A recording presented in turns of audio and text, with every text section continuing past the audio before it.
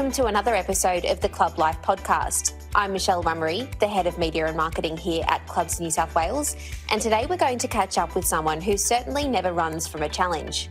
Tim Rowe is the CEO of Bowls New South Wales, and when he's not leading the charge to secure the future of one of our nation's oldest sports, he's busy running marathons.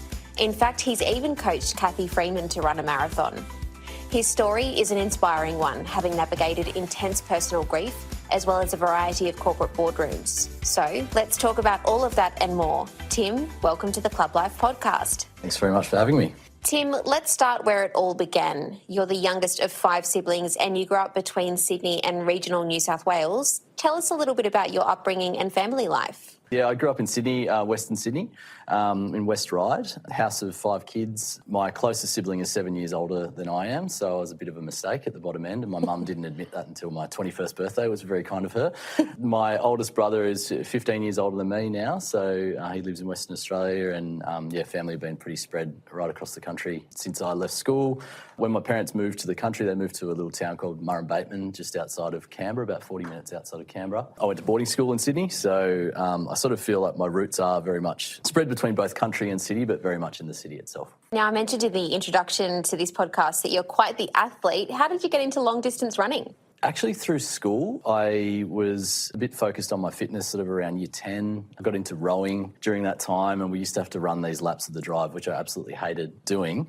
But in doing those laps pre-season for rowing, one of the athletics coaches came over and said, hey, we think you got a bit of a talent for running. Would you come down to athletics? And I'd never even considered being a distance runner or getting into athletics prior to that. So I turned up to athletics training and was able to sort of match it with some of the better runners at our school. And yeah, it kind of went from there. Went from not really being a runner to, in the space of a year or two, winning the GPS championships at school, and then going on to run at the AIS out of school down in Canberra for a few months before I went to university and lost my way with my athletics there for a few years, as people do. But then got back into it after university and progressed to a state and to a national level as well. So yeah, very proudly represented Australia 3 times for cross-country and for road racing, 5,000, 10,000 metres. So, yeah, it's been a big part of my life and sort of who I am today. In terms of the corporate world, away from pounding the pavement, you worked as an accountant before moving into a variety of different roles, one of which was at the Indigenous Marathon Foundation, where you served 2 stints. Tell us a little bit about what they do and how you came to meet Cathy Freeman. Yeah, I was a KPMG graduate out of university and thought I was going to forge my career in finance during that time. But I was also trying to compete, and the goal for me was to get to the London Olympics at that point in time as well.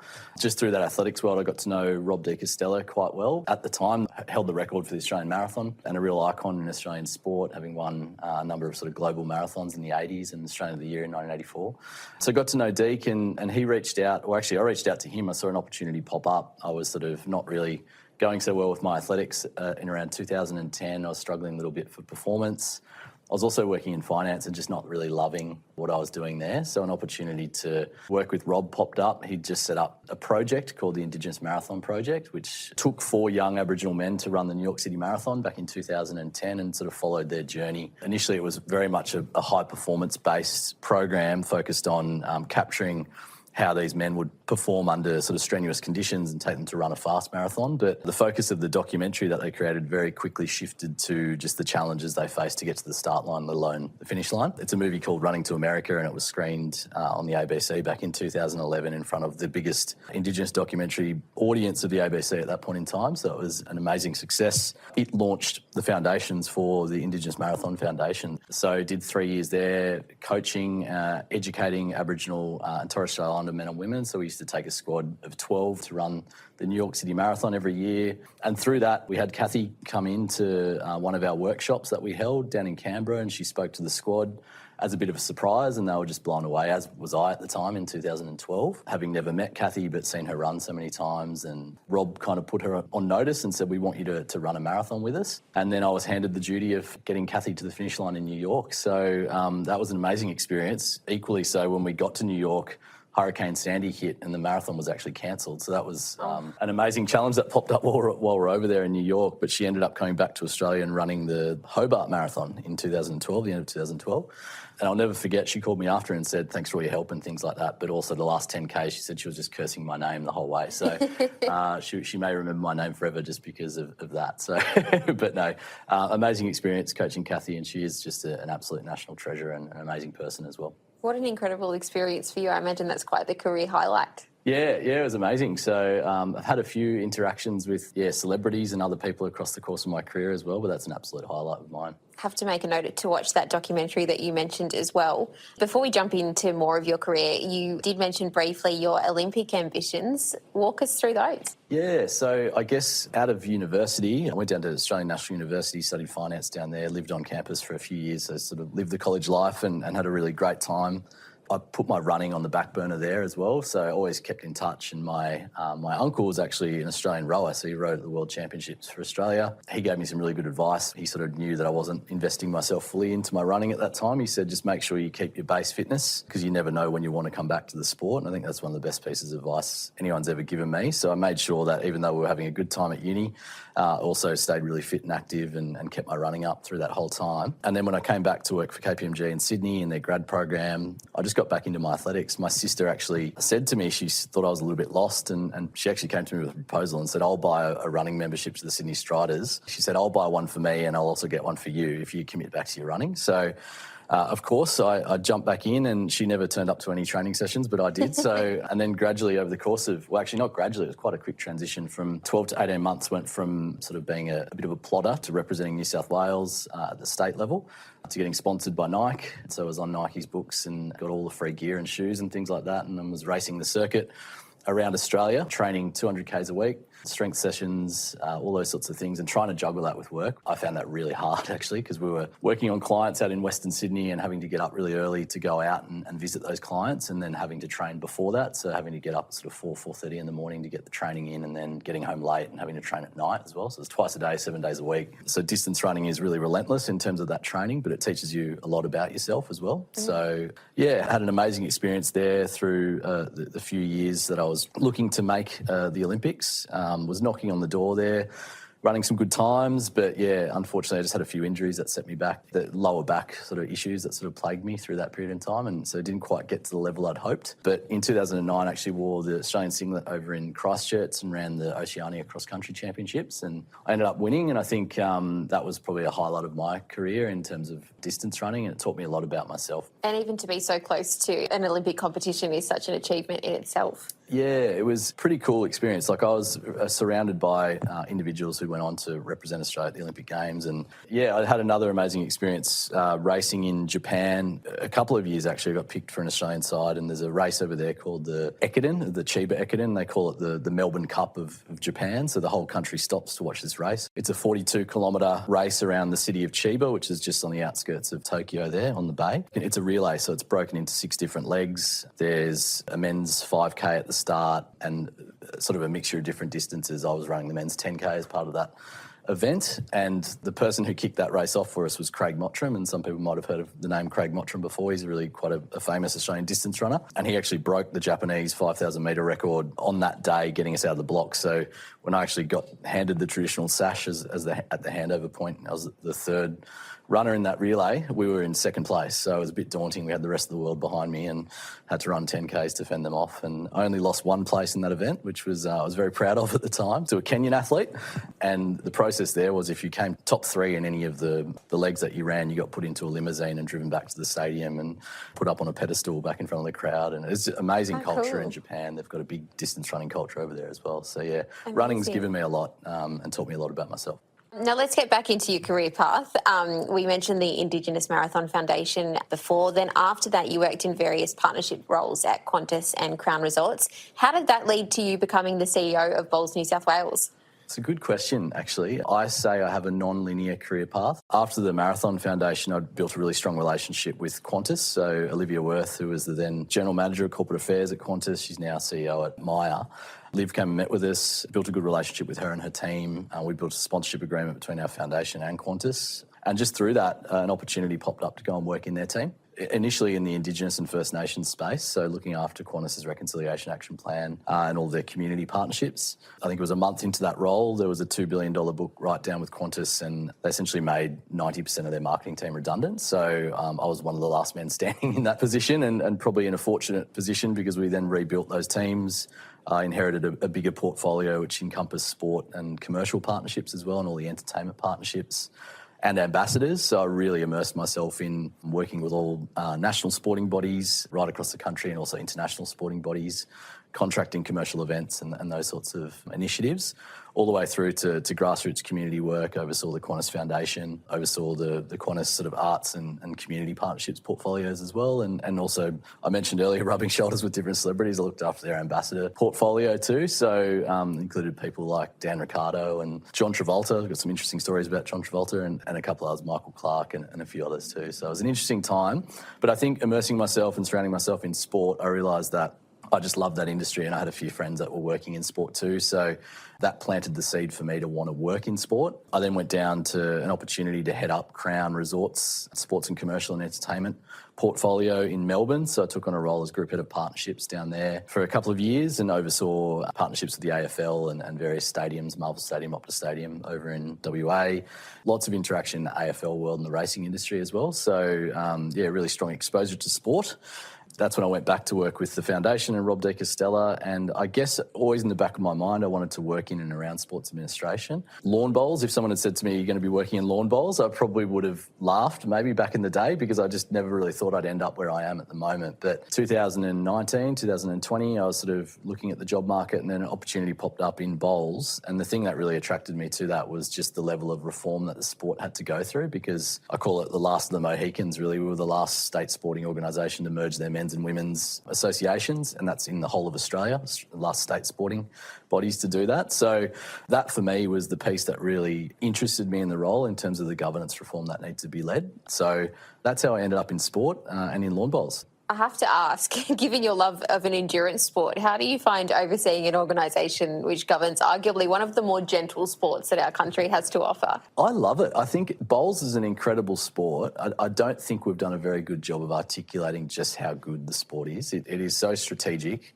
It's just so relevant to anybody from kids to any gender can play. It's not a strength-based sport. It's so inclusive, and you can play it till you're 100, and we've got people that are over 100 playing our sport, which is amazing. So to answer your question, distance running and bowls are very different.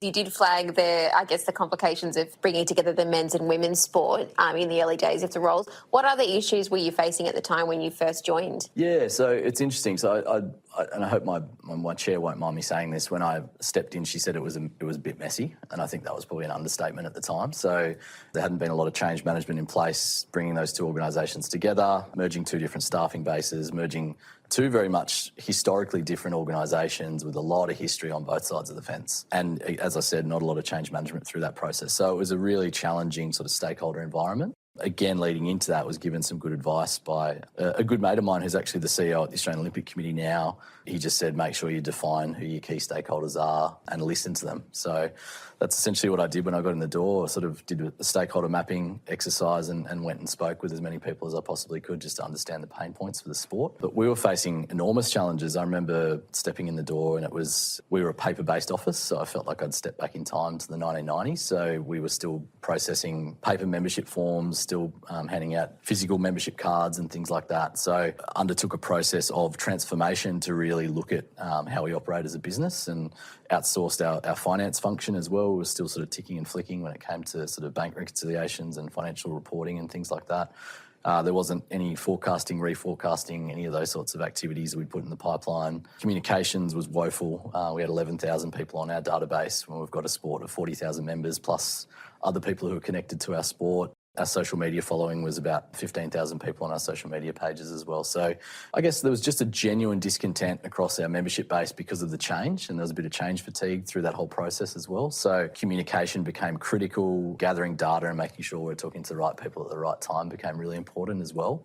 But yeah, the challenges were actually immense, and I wasn't actually grey before I started the job here at Bowls New South Wales, but it's really challenged me in a way that I never expected to be challenged before. And the big next step once I stepped in the door as well, outside of all those other challenges, we had this governance system or framework which were set up to accommodate the two prior associations. So we need to sort of revolutionise that moving forward to make sure we were sort of pointing in the right direction for the future. And that was the Royal Men's Bowling Association had 16 men's zones that sat beneath that, and the New South Wales Women's Bowls had 40 women's districts that sat beneath that as well. Each of those entities had their own president, secretary, treasurers, bank accounts, governance structures, committees, so on and so forth. So you imagine the number of stakeholders that are in that mix. You've got 56 presidents, 56 secretaries you're dealing with across the state.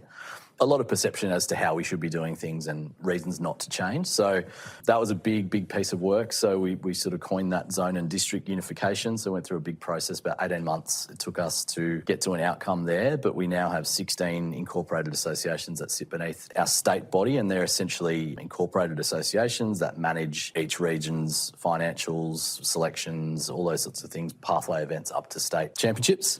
And we have fully automated almost everything in that system, which is really great. We've brought in a financial system just using Xero, so to have full oversight over those organisations statewide. We do an annual get-together with all of those individuals as well to make sure we're connecting and engaging with them too. So even down to giving them an identity around logos and recognition, supporting them with uniform development, all that sort of stuff. So that was a really big piece of work. We had to provide a lot of legal advice through that process to wind up those old entities. But yeah, happily now, we're almost 2 years on from achieving that outcome within the sport. We're pointing in a really positive direction, and we've got some really big projects now that have just been signed off by my board 2 weeks ago. A really big reinvestment back into the sport to try and bring it to life a little bit. Excellent. That sounds very exciting. I was actually going to talk about an initiative you introduced recently. Australia has an ageing population. I imagine participation in the game is a little bit of a concern, but you recently launched the Lunge Club. Tell us about that and how impactful that's been. Yeah, the Lunge Club is one of a number of new initiatives we're looking to launch across the state. So it's a bit of a play on words. We engage an external agency, creative agency, who are amazing, actually. I've got to give them a shout out. Monobrow. They're based out in Narrandera, Amy and Dan, and Dan's an avid bowls fan. He's in his mid-30s, so they form a big agency out of New York and London and have really helped us bring that sort of concept to life as well.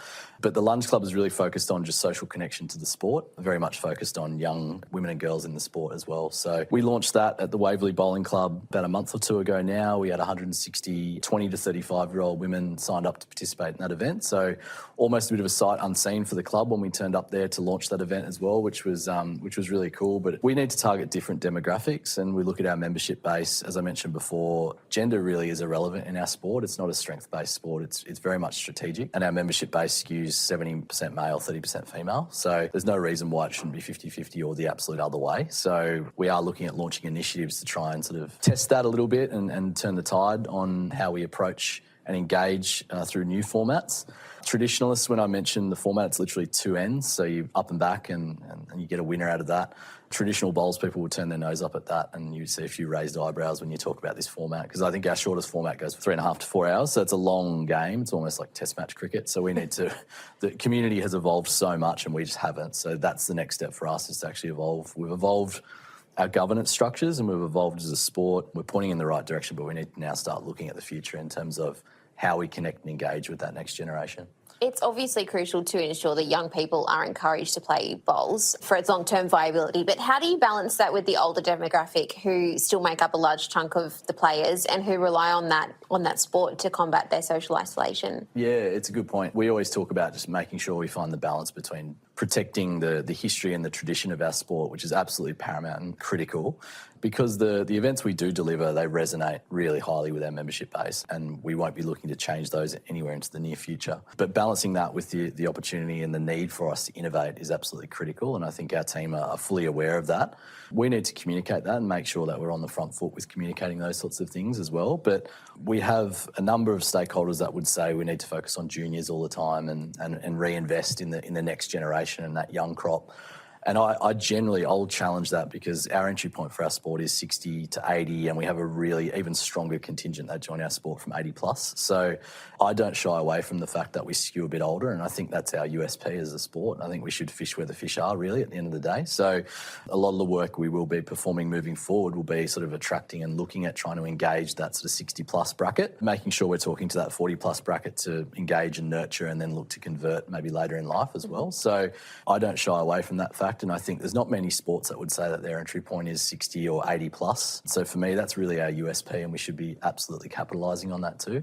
Not to say that we're going to discredit or not look to support our junior programs, but we are looking at sort of new formats and ways to innovate in that space as well. So, yeah. The shorter games, I imagine, might help in a very time-poor generation as well. That's right, yeah. And the way people consume membership these days has changed considerably to 20 years ago, even 40 years ago. People are time poor. They don't have the 4 hours every Sunday to go and play pennant bowls anymore. And the data that we have is telling us exactly that. Also, the way that people consume a traditional membership, signing up to your club and becoming a full rights member and holding your card and being there for the year, that has started to shift massively, especially in sport. So we need to come up with new and innovative ways that we define what membership is for clubs, particularly within our sport. And once we can define that, I think that'll really help us with being able to switch different programs on and off and appeal to people that are time poor, that are subscription based, because that is society that we're sort of working in at the moment. People, don't have the time, and they are subscription based. So, and we don't have a product really at the moment that caters for either of those two things, which is a really big issue for us.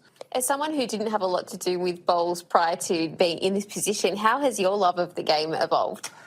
I love it. I think I've always liked bowls, and I've played barefoot bowls before I came and joined Bowls New South Wales, but I never quite understood the club rivalry and the understanding of pennant bowls. And I think having a much greater appreciation for that now has given me a far greater appreciation for the sport. You often hear this in our stakeholder group. It's, I wish I started earlier with the sport. So it's an interesting sentiment and something that sort of feeds how we're going to look at how we market and promote the sport moving forward as well. But yeah, as I mentioned, it is a really highly strategic game. It's easy to pick up. It's an easy sport to put a couple of bowls down on a green, but it's an incredibly challenging sport to master. So you look at the best players that are here in New South Wales, and we're really blessed. We have some of the best players in the world that are in New South Wales, and trying to make our state teams, both men's and women's, is a really challenging thing just because of the level of talent and depth we have here in New South Wales. But those players that do represent and are on the periphery are just incredible at their craft. It's a joy to watch. As an affiliate association of Clubs New South Wales, we're all too aware of the challenges facing registered clubs. What are some of the medium to long-term challenges facing the registered club industry, do you think? My personal view is really around governance and making sure that we're staying progressive in a governance sense. And that's from our sport and how our sport is governed all the way through to the club limited space. And I've been quoted before saying this, and don't hang me out to dry on it, but we are very much within the sport of bowls, and this is an absolute generalisation, very much male, pale and stale. And I think the sooner we try to move away from that and present ourselves in a different light, the better as a sport. And you only notice that going around the different clubs, and this is absolutely no slight at any club or any board or any director in any sense, but building more diversity at club level, particularly at the registered club level on boards, I think is only going to drive diversity for clubs, but also assist with future decision-making and innovation in the sport as well. So for me, that's probably one of the biggest things I've seen in our sport and also in the club world, is that we really need to innovate and think differently around who's sitting at those board tables, and looking to have diversity of thought and opinion at those tables is really critical.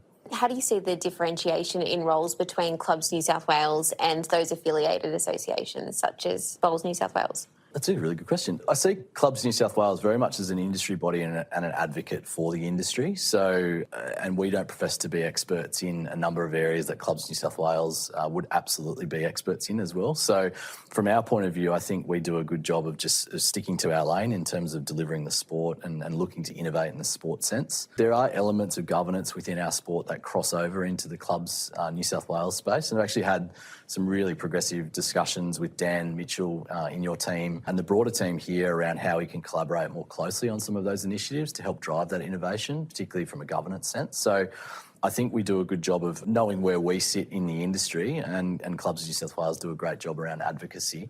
And there's absolutely more we can do with Clubs New South Wales around working together to try and innovate from a governance point of view. Let's talk about your life away from work. I believe your love of long distance running actually led to you meeting your wife. Yeah, Lara and I met at training, actually. It was an embarrassing story. So it was the first training session that I'd turned up to, bright-eyed, bushy-tailed. It was in the middle of winter down at Kensington Oval. And I was a bit nervous, actually, because I'd been sent along to go and train with this elite squad, and I've turned up to training and needed to just run to the bathroom initially before the training session started. I went in there, I was looking for the light switch because it was a bit dark, and I switched this big switch on the wall, and it actually turned all of the power lights off to the stadium. And the track was in complete darkness, and the coach was screaming his head off saying, "Who the hell was that?" anyway, I came out and I bumped into Lara as I was coming out of the bathroom, and she said, "Oh boy, you're in big trouble here." So that was our first meeting. So it was a little bit embarrassing, but I sort of referred to that trip in Japan where we raced the Chiba Ekiden, done that a couple of years, but Lara was actually on that trip. We went over there as well, and as fate would have it, I actually handed my sash to her, and she was the last runner for Australia in that race. So she's a far better athlete than I ever was. She's represented Australia 25, 30 different times. She raced at the World Championships over in Moscow, so we went over to see her race over there representing Australia, and she's won the City to Surf twice here in Sydney. So if she'd done it a third time, she would have been the only female in history to have done that and achieved that feat. So, yeah, she's an absolute gun of a runner, although I do say to her that you're only as good as your last race, and we went head-to-head at the Boston 5,000 metres, and I think I beat her by 2 seconds there. So I remind her of that every day, even though that was about 15 years ago. But, yeah, we met in training and started dating just before I ended up moving down to Canberra to work with Rowe and the Marathon Foundation. So we did a bit of distance there for a few years, and as they say, distance makes the heart grow strong, and came back to Sydney, and we got married in 2018 up the outskirts of Byron Bay, and it was just an amazing party and good fun. And yeah, we've started a small family now as well, which is tiring. Do you sometimes switch the power box off at home just a reminder of old times? I should. You actually have welcomed a new member to the Rowe family quite recently. Yes, we have. So 4 months ago, we had a little girl, Imogen. So she was born mid-December last year, so that's been a relearning curve. We've got a little 4-year-old girl as well, so 2 girls in the family, and it's funny how you go for 4 years, you have the bub, and then 4 years later you just generally forget how to swaddle and do all those sorts of things. So relearning all of that and the joys of sleep regressions and all those sorts of things at the moment. So I'd say we're in the trenches right now, so those rings under my eyes are well and truly from the the late nights, early starts and interrupted sleep at the moment. So yeah, it's actually a challenging time of your life because you've got you're demanding jobs. You're also sort of managing in your family, managing up the chain with my parents and in-laws and things as well. So it's it's a challenging time, but it's amazing to see our little ones growing up and being so happy and things as well. It's great. You say you've got a fair bit on your plate, but you've decided that's not enough, and you've also decided to kick off a Dad's Run Club in the mix. What does that look like?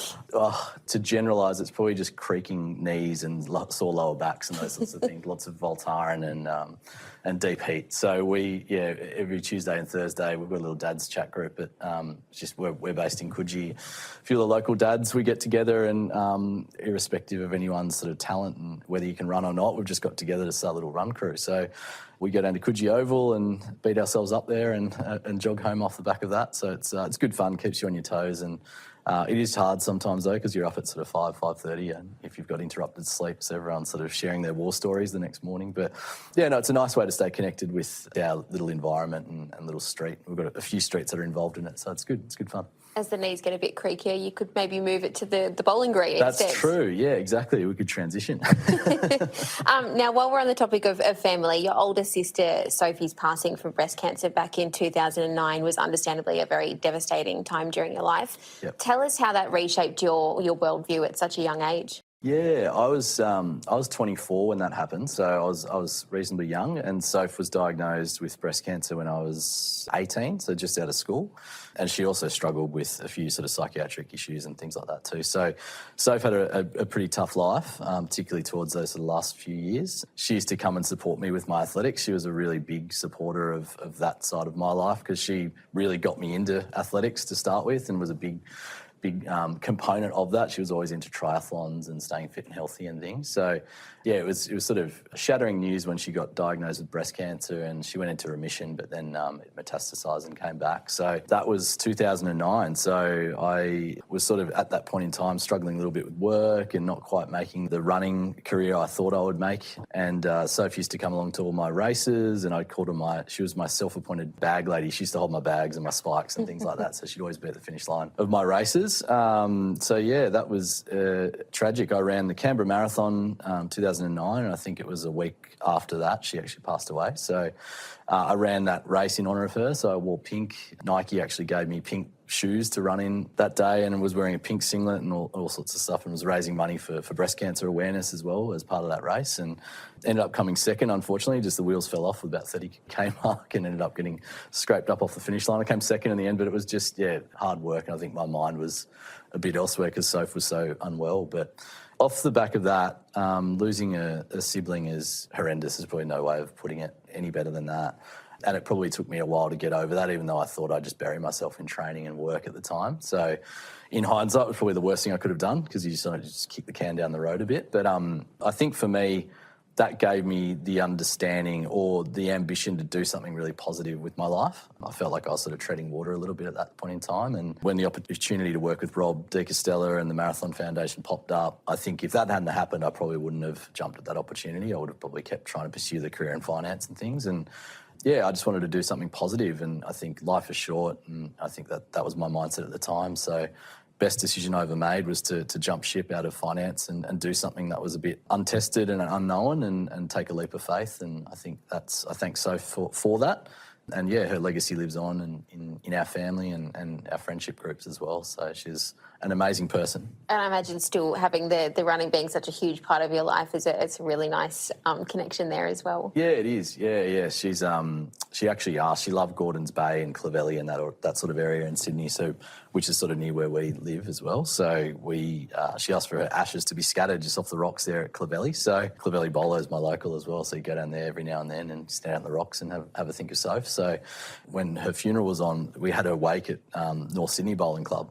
And on that day, there was just rainbows everywhere through the sky. It was incredible, and we just thought it was her, showing off to everyone. So whenever we see a rainbow in the family now, it's someone takes a photo and sends it on the family chat group and things. So, yeah, no, she's an amazing person. Oh, that's beautiful. Yeah. Now, you're a dad yourself, and you've just mentioned Clovelly and a couple of other clubs in our chat. How's your appreciation of a registered club changed now that you're a dad? I imagine you're experiencing it a little bit differently. Absolutely differently, yes. So they are really much a hub. I think we go to our clubs way more now because we've got little ones around. It's just such a welcoming, cool environment, and the kids can do their thing and play. And Clovelly's great because they've kept the tradition of the old clubhouse, and they kind of haven't caved to developers and people that I'm sure have been approaching them to build restaurants and all sorts of stuff, and they've just kept it traditional, which I think is amazing that the club's done that, and they attract a really local and really nice and welcoming clientele, I think, as a result of that. So,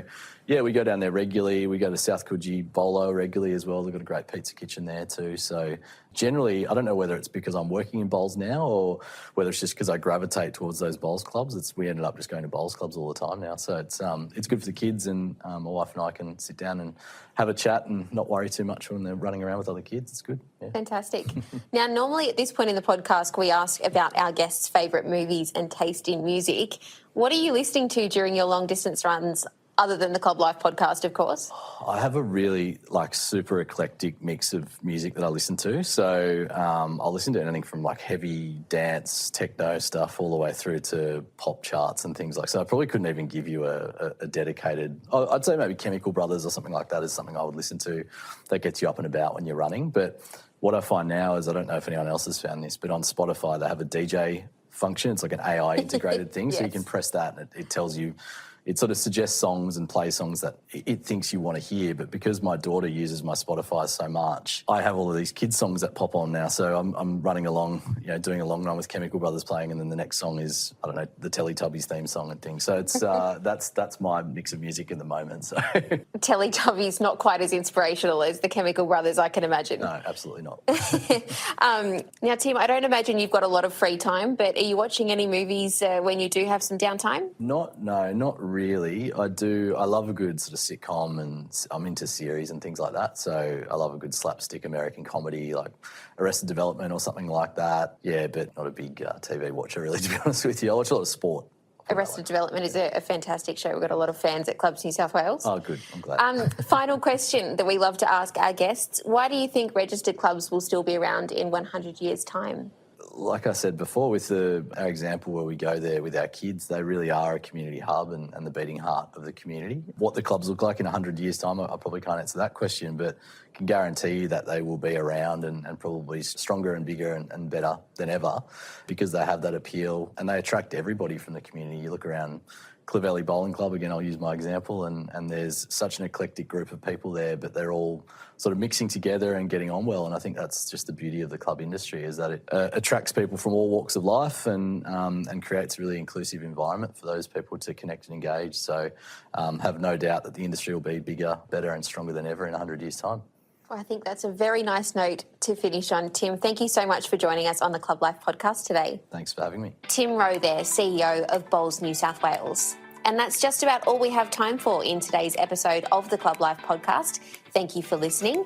Don't forget to subscribe to our podcast channel so that you're alerted whenever a new episode drops. If you have a suggestion on who might make an interesting future guest, get in touch with the team by emailing clublife@clubsnsw.com.au. Thanks again for listening. See you next time.